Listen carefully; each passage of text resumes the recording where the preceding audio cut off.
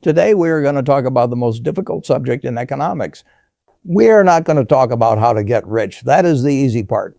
We are going to talk about how to not be poor. That is the hard part. Most people think poverty is a lack of money. They are wrong. Poverty is not a number in a bank account. Poverty is a gravitational force. It is a trap. It is a closed loop system designed to keep you inside, spinning your wheels until you run out of energy and die. I call this the physics of poverty. If you want to understand why you are stuck, you have to understand rocket science.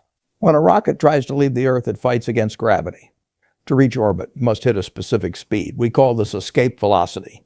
If the rocket uses 99% of the fuel required but does not hit that specific speed, do you know what happens? It does not get 99% of the way to the moon. It falls back to Earth and it crashes. This is exactly what happens to the working class.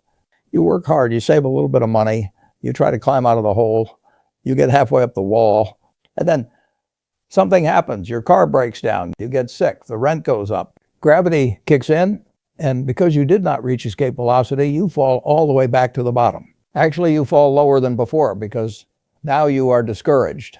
Now you are tired. Now you have less fuel. This is why working a little bit harder does not work. In the physics of poverty, linear effort produces zero results. You need exponential effort to break the gravitational pull. You need to understand that the system is rigged against you, not because of a conspiracy, but because of mathematics. Poverty is expensive. When you are poor, everything costs more. You cannot buy in bulk, so you pay a higher unit price for food. You cannot afford good boots, so you buy cheap boots that break every year. You cannot afford a good dentist, so you wait until the tooth rots and you have to pay for a root canal.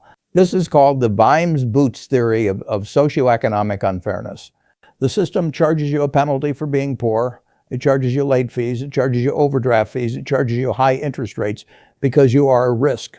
So you are running a race with a heavy backpack while the rich are running with the wind at their backs.